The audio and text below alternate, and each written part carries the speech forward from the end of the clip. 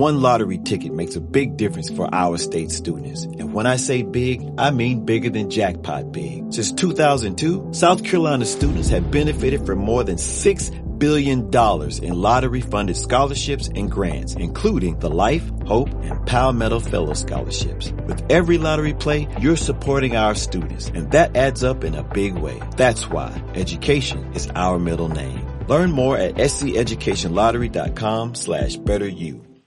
¿Nombre? Aida Cano. ¿Tu mejor hábito? Mi mejor hábito es el besito de buenas noches a mis hijas, porque considero que eso da amor, presencia y cercanía. Una cosa que estás aprendiendo. Estoy aprendiendo a amar los procesos. Algo que te molesta de manera especial. La falta de empatía, sobre todo con niños. Una persona que admires, pero que no sea de tu familia o núcleo cercano.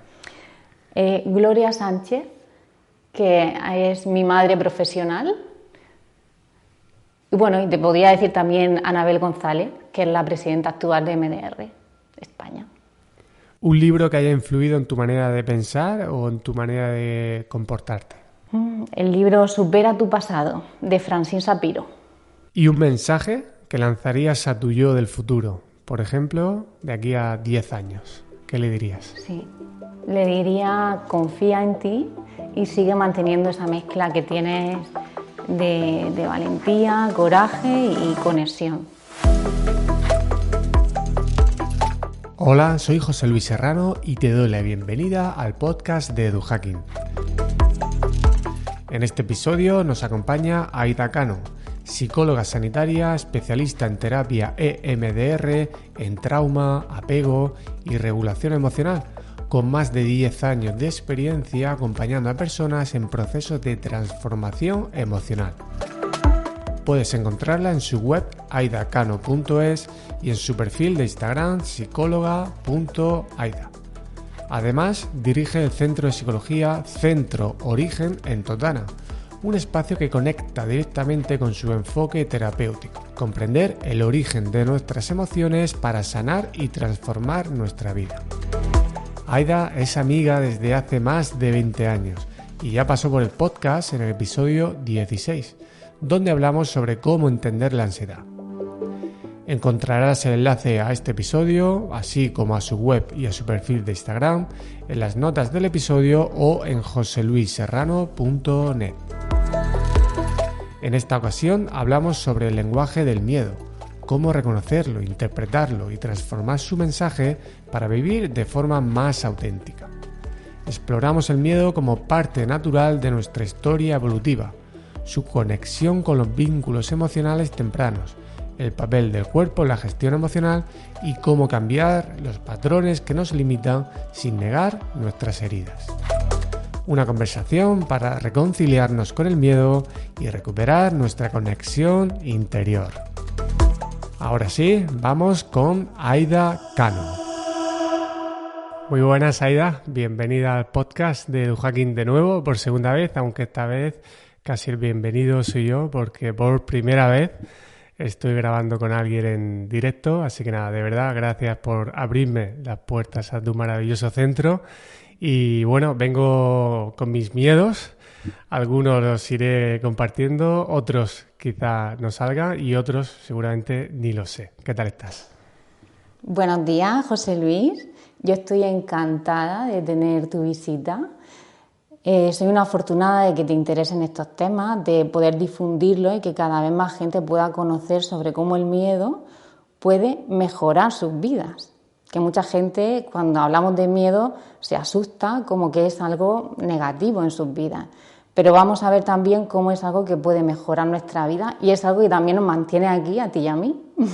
Antes de entrar en el miedo directamente, aunque al final creo que todo guarda relación, me gustaría que nos explicases ese concepto de origen que me has contado al entrar a tu centro, que es la primera vez que vengo. Y creo que es interesante que lo cuentes y va a servir un poco de base, ¿no? Podríamos empezar con la definición de miedo, pero creo que el concepto de origen, tal y como lo tienes ahí en el centro, es más interesante todavía. Sí, y encima están las dos cosas muy vinculadas. Yo trabajo desde la terapia EMDR y el origen es algo que siempre vamos a tener en cuenta desde esta terapia. Tanto a nivel evolutivo con el miedo, con esta emoción, como a nivel de la historia personal de cada uno, cómo inicia el miedo, cuáles son las primeras exposiciones de pasar miedo, esa exposición de falta de seguridad y cómo va evolucionando en la persona esta sensación de miedo y cómo la puede regular. Entonces el centro se llama origen precisamente por eso, porque hay que tener en cuenta el origen para poder reparar, si hay algo que tenemos que reparar, o conocernos mejor. Cuando hablamos del origen a nivel evolutivo, creo que es importante entender que no solamente son miedos que hayamos vivido desde que nacimos, ¿no? Sino que tenemos ahí un legado evolutivo que esas emociones pues, se han ido diseñando con un tipo de función, ¿no? ¿El miedo qué función tendría? Pues si estamos aquí tú y yo, es gracias al miedo. Es que un antepasado nuestro, el que tuvo miedo, fue el que sobrevivió. Entonces tiene que ver con sobrevivir. Es de las emociones más importantes y está bien que tengamos miedo. Entonces tiene esa función de protegernos. El miedo nos protege de posibles peligros y si sabemos leer bien su lenguaje, es una señal que nos indica que tenemos que ponernos a salvo. Y eso es lo difícil, ¿no? Entender ese lenguaje, ese idioma de las emociones, no para renunciar a ellas y no querer tener miedo nunca, sino interpretarlo, ¿no? Adecuadamente. ¿Qué tipo de miedos sueles ver tú que más se repiten en consulta? ¿Alguno que tú digas, mira, este es el clásico que suelo ver en determinado tipo de personas? Se podría decir que a nivel general el miedo que más se presenta en un inicio sería como de que algo malo va a pasar con esa creencia. Y luego ya en base a eso pues puede ser algo malo va a pasar en un accidente, algo malo va a pasar a nivel de enfermedad, algo malo va a pasar y luego muchas veces debajo puede haber una sensación de soledad, de no voy a tener apoyo, no voy a tener recursos, porque lo que está faltando ahí es seguridad. ¿Y la falta de control? ¿Ahí cómo interviene? El control aparece cuando no tenemos una seguridad interna suficiente que nos ayude a gestionar el miedo.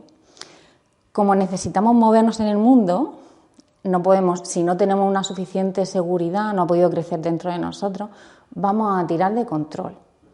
¿Qué pasa? Que esto puede servir a corto plazo, pero a largo plazo no nos sirve. El control es como un sucedáneo de la seguridad.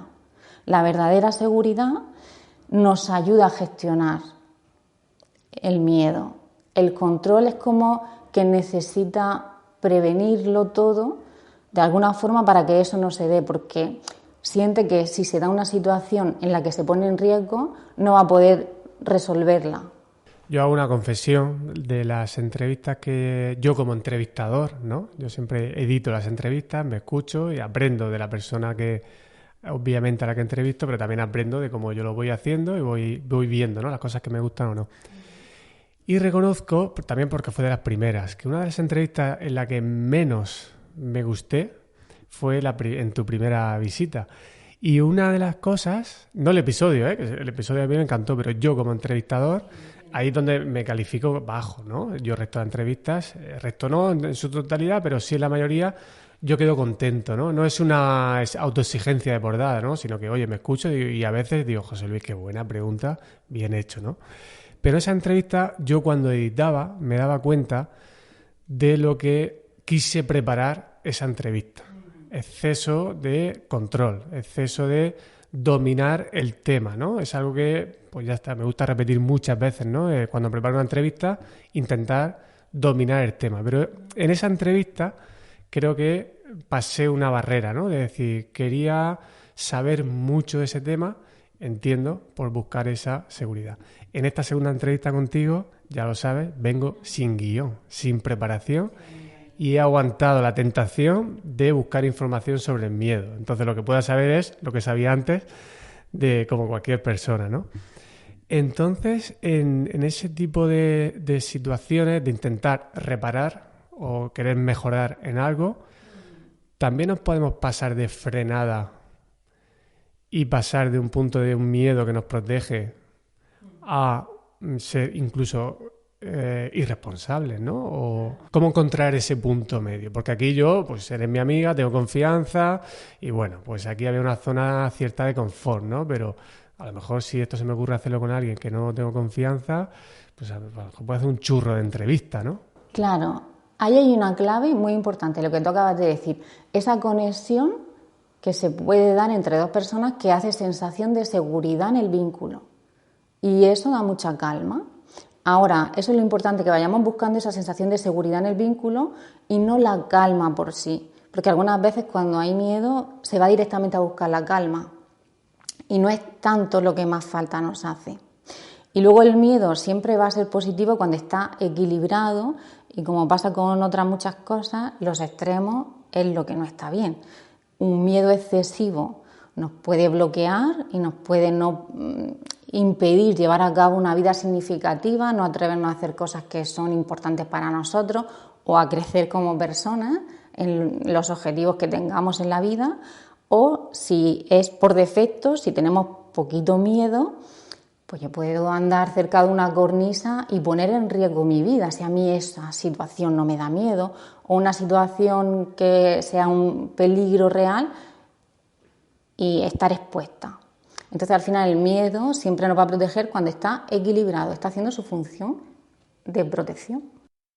¿Y cómo ayudas ahí a una persona a medir los siguientes pasos? O antes, o te vienen con algún miedo y tú te das cuenta de que, a ver, tú tienes la percepción de que tu problema es ese miedo, pero detrás hay otras cosas que hay que trabajar. Es decir, no vamos a trabajar en tu miedo directamente, sino vamos a abordar otras cosas. ¿Esto suele pasar o no? ¿Cómo es de frecuente de que efectivamente sea un miedo identificado o realmente hay otras cosas que suelen repetirse? Como por ejemplo el tema de falta de seguridad, ¿no? Hay de todo.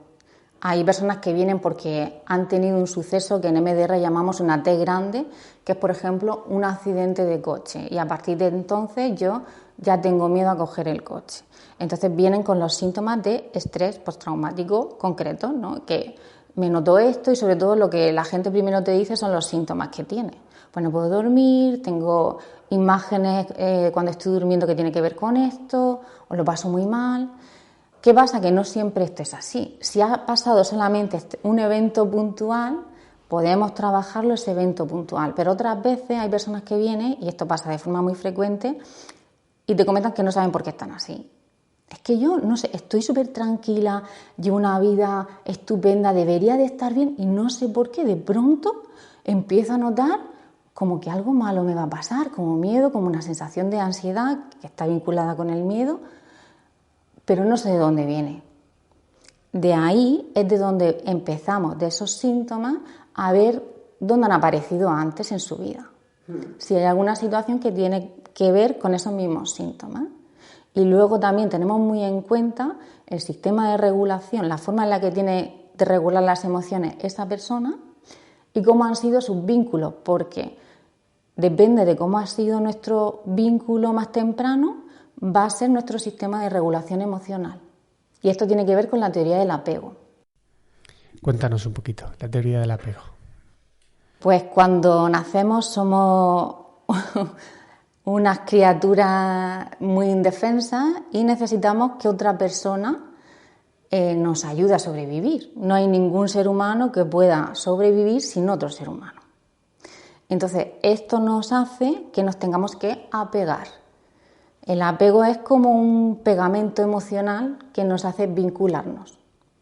¿Qué pasa? Que no siempre el vínculo se realiza de la mejor manera posible. Me explico. Hay 4 tipos de apego. Está el apego seguro, el ansioso, el evitativo y el desorganizado. Esto va a depender de la manera en la que nos han cuidado, ¿vale? El apego seguro, fíjate qué importante, estábamos hablando del miedo, el que nos da seguridad. Entonces los niños, con 1 año ya se ven los niños qué tipo de apego tienen.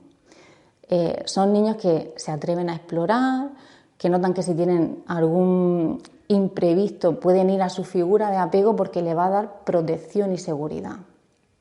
Por ejemplo, de tipo evitativo, al contrario, van a evitar el vínculo porque no terminan de sentirse seguros, como que ese vínculo no le da todo lo que necesita. Hay un experimento muy importante aquí que es con respecto a la cara de la madre, que deja de ser expresiva de emociones. Y entonces los niños se quedan muy desconcertados con respecto a que no exprese ninguna emoción porque no tienen una guía de la vida. Es ¿cómo sé yo lo que está pasando si no tengo esa señal que me la indique? Bueno, te estaba comentando el evitativo. El ansioso tiene que ver con no me puedo separar de mi figura de apego porque no me siento totalmente independiente, seguro, fuera de mi figura de apego. Y el desorganizado, pues, tiene un poquito de todo y tiene que ver sobre todo con experiencias pues, de mucho daño o maltrato, negligencia. Y en el caso que has comentado, el apego más seguro, bueno, me imagino que también tiene relación con el resto, ¿no? Pero transmitimos a nuestros hijos, a nuestras hijas, los miedos. ¿Hasta qué punto heredan esos miedos que hemos desarrollado? Pues muchas veces sin querer. Lo que se puede también ver es miedos generacionales. Es decir, no sabes por qué se ha ido transmitiendo ten cuidado con esto, o si es que a mi abuela le daba miedo a las tormentas y entonces yo también, no sé por qué, pero me terminan dando miedo a mí también. Y de esta forma es lo que se va transmitiendo. Es decir, es generacional, pero al final hay un aprendizaje. Tiene que ver con las personas que nos crían, con las personas que han estado con nosotros. Hasta ahí sí que se transmite el miedo a nivel generacional. ¿Y hay que ser, podría decir, un padre y una madre que es consciente de su miedo, que ya es mucho decir, y que no quiere? A lo mejor ha intentado mejorar ese miedo, pero le cuesta incluso, pero al menos lo que no quiere ahora es transmitir ese miedo a sus hijos y a sus hijas, ¿no? ¿Qué consejo se le puede decir a este tipo de personas, o que tienen sus alumnos, sus estudiantes, es decir, que tienen personas menores a su cuidado? Sí, y además el tema de los profesores también son muy relevantes porque hay niños que no tienen seguridad en casa y puede ser su lugar seguro el colegio. Entonces, muchas veces nos encontramos que hay maestros que son figuras de apego y esto le puede dar seguridad a un niño para poder desarrollarse y esto lo necesitamos. El mayor consejo que yo daría es que cada uno se trabaje su propia historia, porque es muy diferente el que uno tenga muchos conocimientos sobre una materia a que tú puedas sentir lo que sientes y sentir lo que siente el otro, poder conectar con otro. Eso no se puede aprender en ningún libro. Puedes conocer sobre qué pasa y como estábamos hablando ahora, ¿no?, sobre el apego, pero realmente lo puedes llevar a cabo cuando tú te has trabajado tu propia historia de vínculos. Entonces mi recomendación sería: trabaja tu propia historia. Primero. Por supuesto. Has hablado antes de síntomas. ¿Tenemos con el miedo síntomas físicos que el organismo nos pueda decir que es miedo o se mezclan con síntomas propios de la ansiedad? ¿Cómo una persona físicamente podría detectar ese miedo? ¿Pero te refieres a que sea un miedo sano, de que nos saca de una situación de peligro? No, miedos como más ocultos, ¿no? En el sentido de que vas a afrontar una situación y tu cuerpo se empieza a sentir muy, muy incómodo y no sabes si es una reacción de ansiedad o que detrás hay un miedo. ¿Eso es posible diferenciarlo? Para que una persona físicamente pueda reflexionar sobre lo que le está pasando, porque a lo mejor pues, no tenga otra persona que le ayude o no se atreva a pedir ayuda y quiera diferenciar. ¿Esto es una respuesta del cuerpo a raíz de miedo o es miedo directamente o es ansiedad derivada de miedo? ¿El cuerpo de alguna manera nos da alguna pista para diferenciar qué es cada cosa? La pista va a estar en que si tú has salido ya de la situación de peligro y sigues manteniendo síntomas parecidos a como si tú estuvieses en peligro, ahí hay un bloqueo emocional. Es con eso, simplemente viendo que una vez que has salido de una situación de peligro se mantienen esos síntomas, nos está indicando que algo no se está procesando bien dentro de nuestro organismo, que algo se está quedando bloqueado. Me interesaría mucho hablar de miedo a la enfermedad. ¿Es frecuente? Sí, es muy frecuente. Muchos cuadros de ansiedad tienen que ver con miedo a notarse algo que tenga que ver con una enfermedad. Y cuando tenemos ese miedo a la enfermedad, ¿realmente lo que nos preocupa es enfermar? ¿O la consecuencia de la enfermedad? ¿O lo que dejamos de hacer por estar enfermos? ¿O porque lo hemos ligado a nuestra identidad? Aquí directamente estoy personalizando, ¿no? Porque a mí una de las cosas desde que soy padre que más me desajustan es enfermar, pero un simple catarro, me descoloca muchísimo, ¿no? Y creo, ahora tú corrígeme, que es porque muchas veces he igualado, como persona deportista que soy, bienestar es igual a energía, ¿no? Entonces, a veces ahí, a lo mejor esto es un error. No lo sé. Dime tú qué opinas. Pues para mí bienestar podríamos decir que es igual a estar conectado con nosotros mismos. Es decir, poder darnos lo que necesitamos en cada momento. Si necesitamos estar activos y hacer cosas, pues me voy a hacer cosas. Pero habrá otros momentos que yo necesite estar en otro modo y también poder permitirme estar en otro modo. Eso para mí es bienestar, poder estar conectado con lo que tú necesitas. ¿La otra pregunta cuál era? Sí, es la integración de la enfermedad como parte natural de la vida. O sea, yo soy consciente de que la enfermedad tiene incluso su función, ¿no? Pero ese paso de entender que ese proceso te está parando, ahí realmente, ¿qué podemos ver? Es decir, es una exigencia, quieres seguir con un ritmo, está vinculado con el logro de metas. Está vinculado muchas veces con perder los vínculos. ¿A qué te refieres con los vínculos? Porque muchas veces las personas que enferman son significativas para nosotros.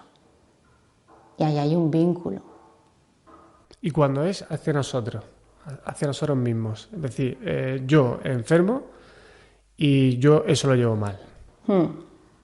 Eso tiene que ver con tu sistema de regulación emocional y con tus vínculos también, porque al final la forma en la que se han vinculado con nosotros la interiorizamos cuando somos adultos. Por ejemplo, si yo de pequeña me han estado diciendo es que eres tonta, que no te sacas buena nota, imagínate, pues cuando yo soy adulta eso puede ser que se me repita como un eco dentro de mi cabeza y va a ser la manera en la que yo me relacione conmigo misma.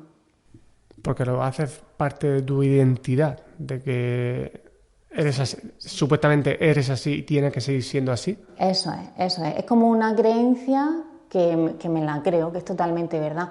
Lo que pasa que también entra aquí pues los modelos que hemos tenido, cómo se ha afrontado la enfermedad en mi casa. Cuando yo he estado enferma y he necesitado cuidado, cómo lo he recibido.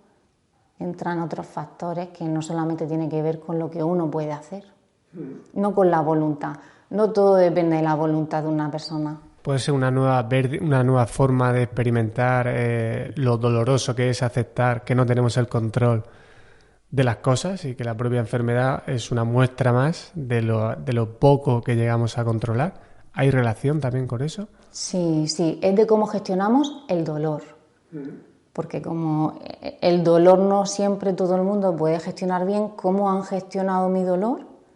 ¿Dolor físico te refieres o dolor a no poder hacer cosas?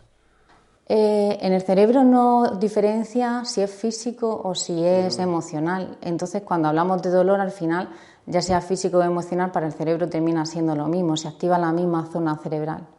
Que si yo me rompo un hueso a que si yo tengo una ruptura sentimental, por ejemplo. Entonces, para el cerebro es igual el dolor del que hablemos porque es dolor. Entonces, ayudarnos a atravesar el dolor va a depender mucho de cómo me han ayudado a mí a gestionar mi dolor. Si yo he tenido una persona que ha acariciado mi dolor, me ha acompañado cuando yo he tenido conflictos, cuando yo sea adulta voy a poder acompañarme en mi dolor. Sin embargo, si yo he tenido a alguien que me ha estado comentando no es para tanto, eres una exagerada, este tipo de mensajes, pues esto es lo que yo me voy a decir cuando yo sea adulta. Voy a decir cosas del tipo, venga, sigue para adelante, tú puedes con esto, que eres fuerte. Evitar que alguien te pueda decir, oye, que no es para tanto, ¿no? Es como protegerte, ¿no?, ante ese tipo de comentarios. Serían comentarios más bien como que nos los decimos a nosotros mismos, pero que aparecen de una manera como tan que soy yo, como que pertenecen a lo que soy, que es difícil diferenciar que vengan de ahí, a no ser que una persona se haya trabajado su historia. Yo soy muy partidario de no tener como una identidad única, ¿no? O al menos intento, ¿no?, trabajar también en eso, porque creo que libera, ¿no?, el poder tener como múltiples identidades incluso, para que te puedas adaptar mejor a los cambios del contexto que no dependen de ti, ¿no? Pero ¿hasta qué punto podemos reparar cosas que tenemos, modificar nuestra identidad, o hasta qué punto debemos hacer ese trabajo de modificar la identidad? Porque entiendo que también es costoso, ¿no? Porque duele, ¿no? El tocar temas que tú dices, no, yo es que soy así, pues ahora ya no eres así, o no debes seguir siendo así porque te la vas a pegar.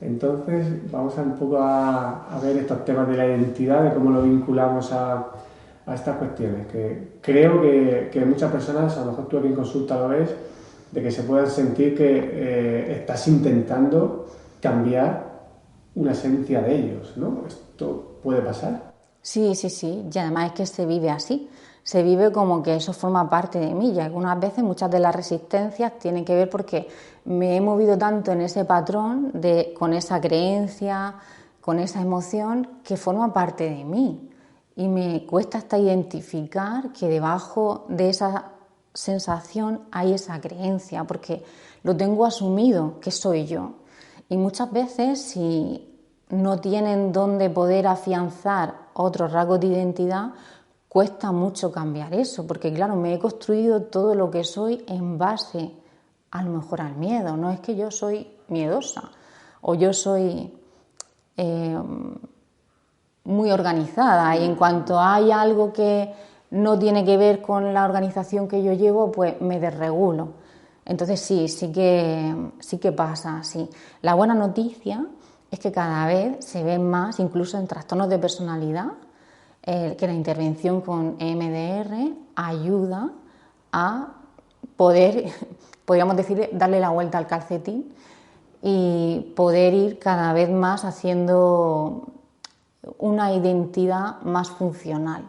No queremos cambiar a nadie, no se trata de eso, todos estamos bien como estamos, pero sí que si hay algo que nos está bloqueando, que pueda dejar de bloquearnos y podamos ser libres emocionalmente. Te quiero seguir preguntando sobre la identidad, pero como lo has comentado, recuerdo que ya te lo pregunté en su momento, la primera entrevista, pero bueno, por si hay alguien que no la escuchó, ¿qué es la intervención MDR? MDR era, ¿no? Sí, cuéntanos, haciéndose paréntesis para que nadie se pierda. Sí, te comento lo que son las siglas.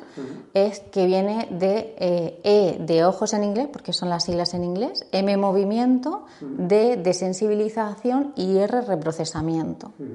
Es decir, que vamos a usar lo que hace el cerebro de forma natural cuando estamos durmiendo en fase REM, porque es la fase de movimientos rápidos de los ojos, para digerir a nivel emocional los posibles bloqueos emocionales que hay.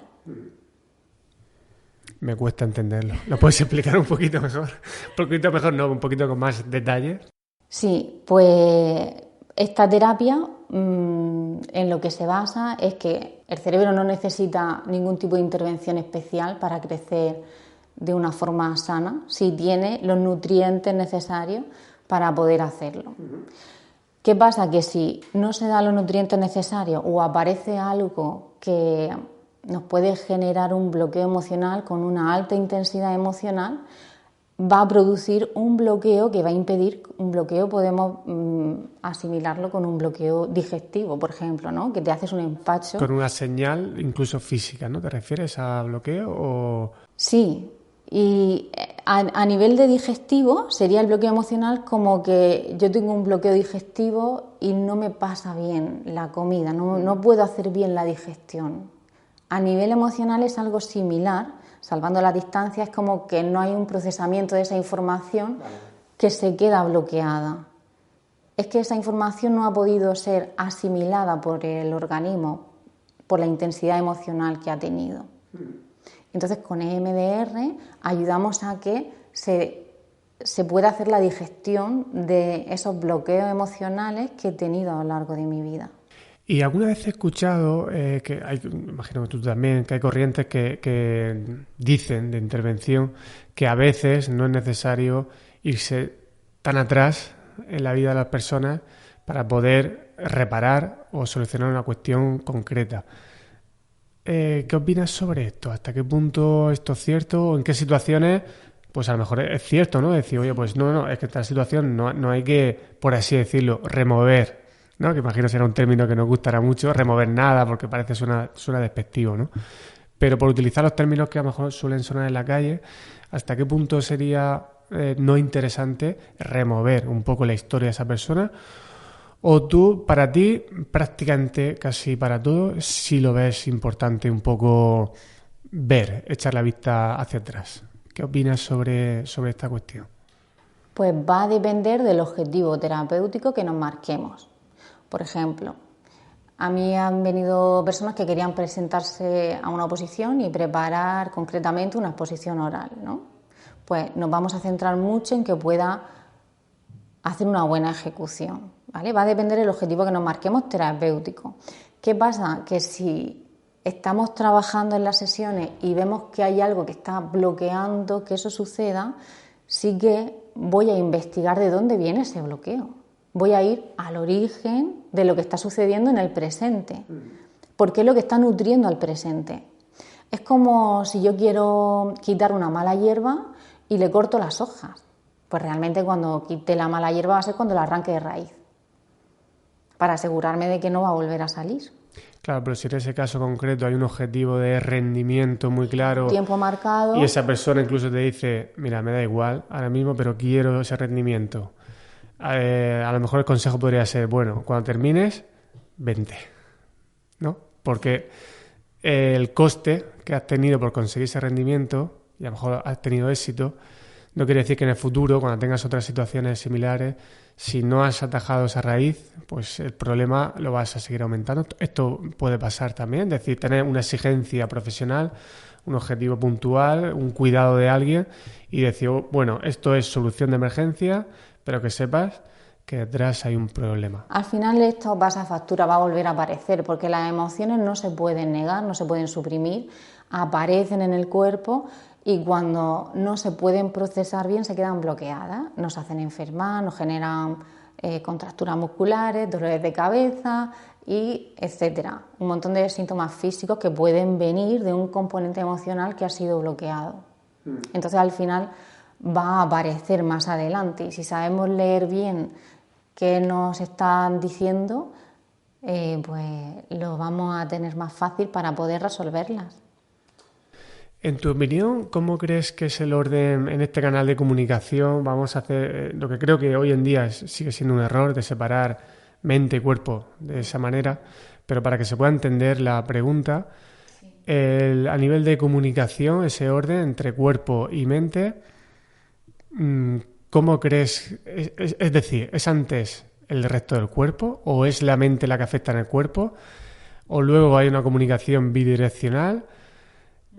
Claro, tú eres psicóloga, entonces pues el peso de la mente puede ser que lo veas mayor, pero ¿cómo lo ves? Cuerpo. Desde MDR tenemos siempre muy en cuenta el cuerpo, que hay gente que no conoce este tipo de terapia y le llama mucho la atención, pero tenemos en cuenta el cuerpo desde el principio, porque es un componente fundamental. Cuando vamos a un bloqueo emocional, uno de los componentes es el cuerpo, otro es la creencia, otro es la emoción y otro tiene que ver con la imagen de lo que estamos procesando. Entonces el cuerpo lo vamos a tener presente siempre.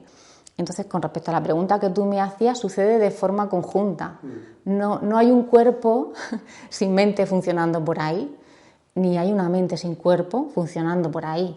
Entonces necesitamos verlo todo de forma conjunta. Y ya te digo, desde MDR lo hacemos así. Lo tenemos en cuenta a la vez. Mi amigo Miguel Franco creo que lo definió muy bien, hablando sobre estos temas, ¿no? De la biología del cuerpo y tal, y él decía que al final la mente puede ser una actividad más del organismo, ¿no? Es como para no verlo de forma separada. Una actividad más del organismo. Pues para mí es que el organismo se va a configurar a la vez que la mente. Es decir, la forma en que tú tienes de responder a cualquier estímulo va a tener que ver a cómo se ha configurado tu mente. Tu organismo va a responder si has estado en una guerra y escuchas algún sonido que tiene que ver con guerra, pues seguramente te va a influir lo que tú has vivido. Entonces, al final, la mente y el organismo van unidos. La configuración se va influyendo de una parte y de la otra. Si te parece, volvemos al tema de la identidad, que se ha quedado ahí antes un poco... Me queda con ganas de preguntarte más cosas. Cuando una persona sí está dispuesta a cambiar su identidad, ¿qué riesgos debe asumir o no debería asumir? Es decir, tiene una situación en la que tiene que transformarse o decide transformarse y está dispuesto a llegar a cambios de lo que considera que ha sido su identidad. ¿Qué precauciones habría que tener ahí o qué tipo de perfiles de personas a lo mejor deberían tener más precauciones? Precauciones con respecto a... Es decir, si tú, por ejemplo, estás dispuesto a transformarte, ¿hasta qué punto esa transformación te puede hacer daño, ¿no? Es decir, que no sea sana, ¿no? El abandonar lo que a lo mejor tú eres de verdad. Es decir, la idea es, primero, cómo podemos entender lo que somos. Y segundo, cómo podemos utilizar eso para adaptarnos a una determinada situación. Vale. Lo que somos, ¿cómo lo sabemos? Esa es buena pregunta. Pues con la memoria que tenemos, ¿no? Entonces la memoria aquí va a tener un papel fundamental. Los recuerdos que tenemos acerca de nosotros. Si cambiamos esos recuerdos, va a cambiar nuestra identidad, ¿no? Si cambiamos los recuerdos. Sí, eso es lo que hacemos con la terapia EMDR. De todas formas, lo hacemos todos constantemente. Cada vez que accedemos a un recuerdo, lo modificamos. Sí, cambiamos la historia según el contexto actual, realmente, ¿no? No se cambia de forma objetiva lo que pasó, pero sí se cambia la forma en la que a mí ese recuerdo me llega al presente. Entonces, si alguien quiere trabajar algo que le está bloqueando en el presente para poder vivir mejor, no le va a perjudicar. Lo que quitas es el bloqueo que le permite poder disfrutar de la vida. Imagínate un coche. Lo que no le permite acelerar es si lleva el freno de mano puesto. Lo que hacemos con MDR es quitar el freno de mano para que tú puedas disfrutar del coche. ¿Y si ese freno de mano es para ti de lo más valioso? Claro, por eso ahí tienes que basarte en un muy buen profesional, coger referencias. Para soltar ese freno de mano. Para hacerlo con seguridad y sintiéndote que lo puedes hacer y sobre todo eso, asegurándote que es un profesional que tiene una formación reglada y que tiene referencias de que eso ha sido así, para que te acompañe de una forma adecuada y segura. Claro, porque aquí imagino que cada caso pues abre un mundo de posibilidades, ¿no? Porque a lo mejor ese freno de mano lo puedes seguir manteniendo, pero por ahora hay que soltarlo. Pero no lo abandones. O sea, puede ser que en otro momento lo puedas volver a... A ver, cuando digo ahora freno de mano, estoy pensando como objeto, ¿no? A lo mejor no es el mejor ejemplo. Como bloqueo emocional. Exactamente. Pero que eso que a lo mejor te puede provocar ese bloqueo es algo que tú no quieres deshacerte del todo, ¿no? No quieres perder eso. Sí, sí es verdad, se le coge cariño a los bloqueos, porque como han estado con nosotros... Se le coge cariño a los bloqueos. Se coge cariño, es verdad, porque además tenemos que tener en cuenta que los tenemos que ver desde ahí, con cariño, porque han tenido su función. Si hay un bloqueo es porque en algún momento nos ha servido. Si tiramos mucho de control es porque en algún momento nos ha servido. Entonces tenemos que tener en cuenta que se le tiene cariño a eso y está bien que eso sea así. Hasta cierto punto. Es decir, nos podemos tratar con cariño a eso, pero no que se quede a vivir con nosotros, porque es un bloqueo. Ese cariño se debe, por ejemplo, si algo te ha dado mucho éxito, ¿no? O tú consideras que ese éxito que has tenido es en base a eso y, claro, te estás resistiendo, ¿no? Es decir, pero ¿cómo voy a dejar de hacer o de pensar así? Si si esto me lo ha dado todo lo que me gusta, ¿no? Y tiene todo el sentido del mundo. Entonces, con un buen profesional que te vaya guiando, va a ir viendo qué vas necesitando, ir adquiriendo para que puedas ir, que pueda ir creciendo otro tipo de cosas antes de que sientas que te sueltas al abismo. Ese profesional tiene que ser humano, puede ser máquina, puede ser un ChatGPT. ¿Hasta qué punto la inteligencia artificial puede ayudar en ese proceso concreto o en otros en general, ¿no? Si quieres, vamos a ver ese caso concreto y luego tú me cuentas si la inteligencia artificial puede jugar algún papel en este tipo de cuestiones, en qué casos y qué riesgos también a lo mejor asumimos, ¿no? Sí, pues en este caso te puede ayudar sobre todo si tienes un perfil evitativo y no te puedes conectar bien con otras personas, entonces te ayuda a tomar distancia con los vínculos, pero al final para poder estar conectados con nosotros mismos, que es lo que más bienestar nos va a generar, lo mejor siempre va a ser otra persona. Yo digo siempre que lo mejor para una persona siempre va a ser otra persona que la comprenda, no que la juzgue, no que la haga sentir mal por cómo es, por cómo se comporta, ni que le esté exigiendo. Es decir, al final, para una persona siempre va a ser mejor otra persona que la comprenda.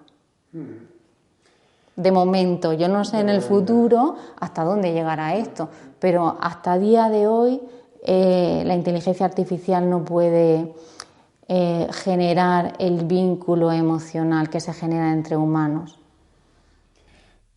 Voy a volver un poquito atrás. Esto es lo que pasa, hoy no llevo guión y entonces pues estos saltos van a ser más frecuentes.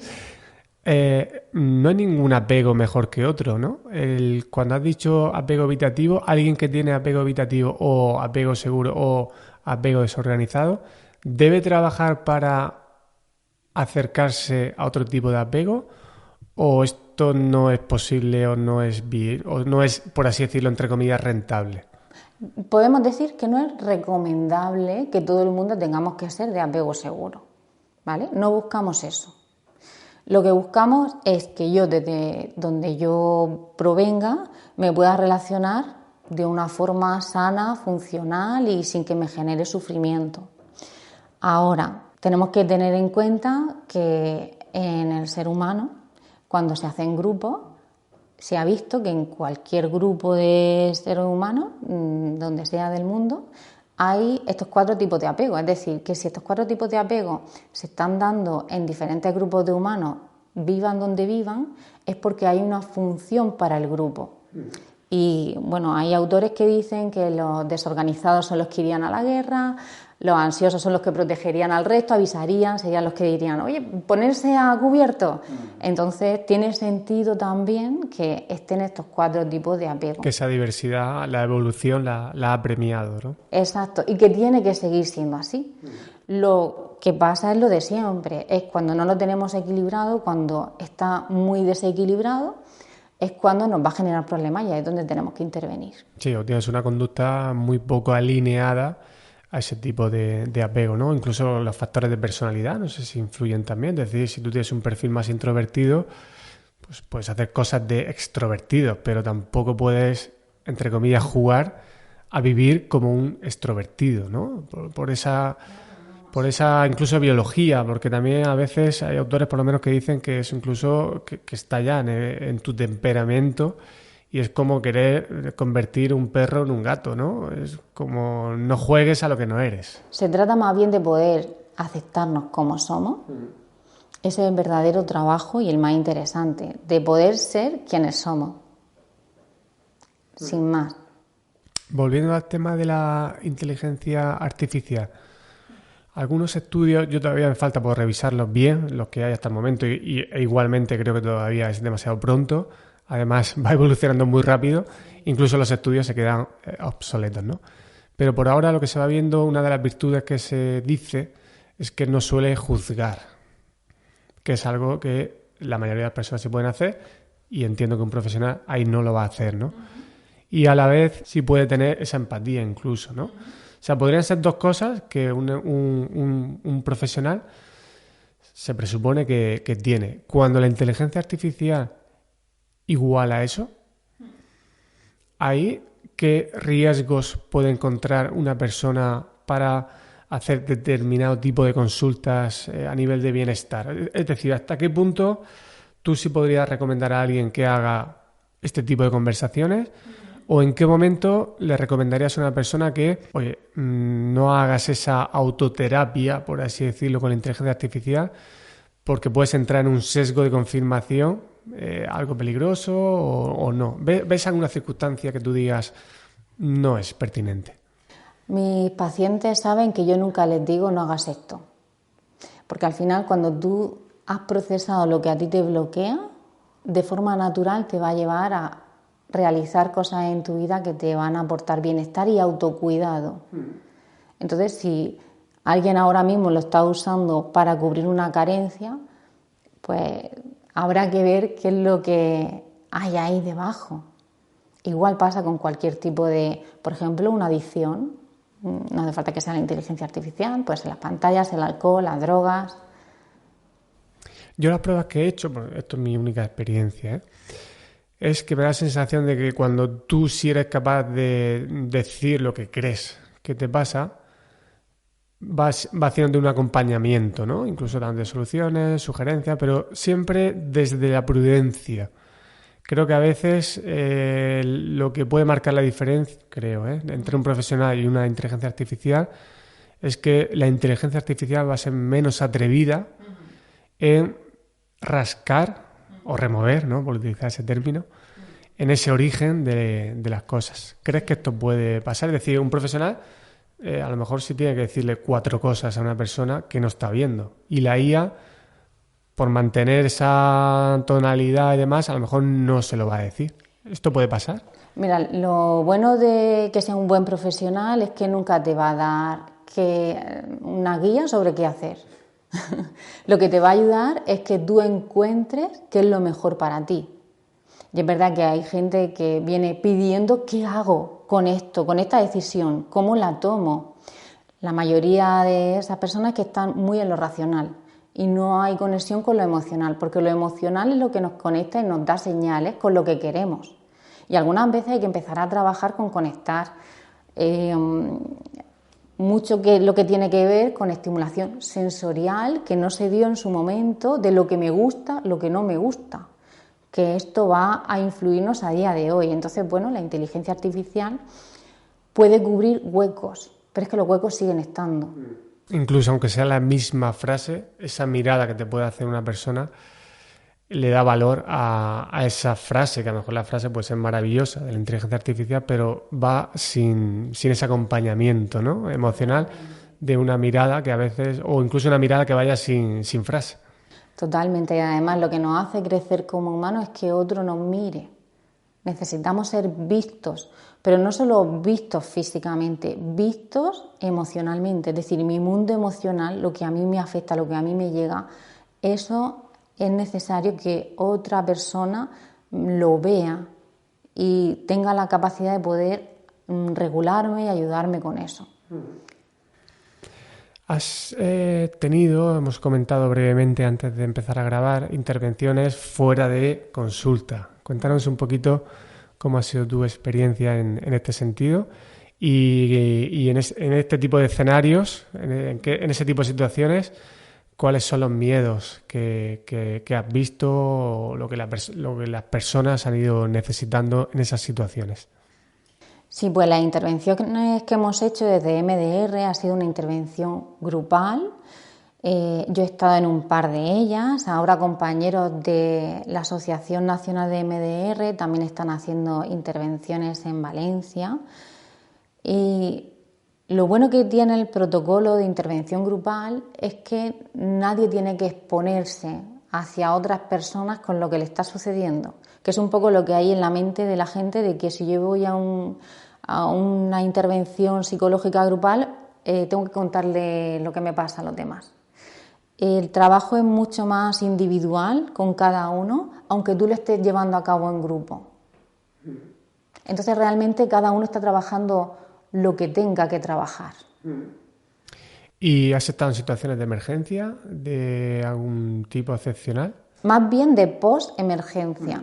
Las intervenciones que hemos hecho tienen que ver con prevenir estrés postraumático. Entonces, hemos hecho intervenciones después de que pasara algún evento traumático para que no sucediera ese trastorno posterior. Porque sí que se ha visto que esto es muy eficaz. Y en ese tipo de casos, la intervención de ir hacia atrás, entiendo que no es la más efectiva, o sí, ¿no? O sea, han tenido un momento muy traumático. Es como decir, oye, bastante, por así decirlo, ¿no? Bastante tengo yo con lo que me ha pasado como para que ahora vengas y intentemos analizar de dónde viene todo esto. ¿Esto pasa con estas personas o no? ¿Están mucho más abiertas a esa ayuda que puedan recibir? Las intervenciones grupales con MDR se llevan a cabo con un protocolo. Jarero, en México, fue el primero que lo hace para poder abarcar a la mayoría de personas que lo necesitan. Entonces, se lleva a cabo de esa forma y si alguien necesita trabajar algo concreto, se interviene fuera de lo que es el protocolo grupal. Dentro de lo que es el protocolo grupal, se centra en el evento que estemos trabajando. Por ejemplo, si es un accidente de coche, lo que se va a procesar, lo que se va a digerir emocionalmente es ese accidente. Si alguien le conecta con otros accidentes que ha tenido o con otras pérdidas, otros duelos, eso se trabaja fuera de la intervención. La intervención grupal se trabaja solamente una T mayúscula, que es como se llama en MDR, que es solamente el evento concreto. Y está muy protocolarizado con sus fases, sus pautas y cómo se lleva a cabo, las palabras, incluso hasta la ropa que es más adecuado llevar. Entonces, ahí no hay intervención en la historia vital de cada uno, pero sí que puede aparecer a lo largo del procesamiento, porque el cerebro funciona por asociaciones. Entonces, si hay algo que yo tengo asociado con esto que yo estoy procesando, va a aparecer. La penúltima. Van dos en una aquí. ¿Qué cosas a ti te dan miedo? ¿Y cómo te autorregulas ese miedo, ¿no? Es decir, es como, a ver cómo decirlo, como el mecánico de coches que se tiene que arreglar a sí mismo, ¿no?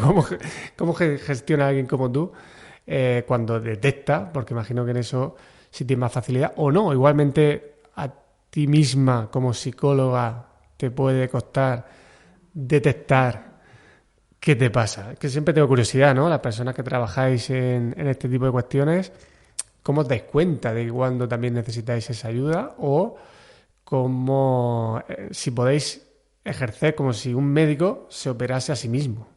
Respóndeme tú crees que un médico se puede operar a sí mismo? No. Pues yo tampoco. Entonces yo siempre le digo a mis pacientes, la primera que voy a terapia soy yo.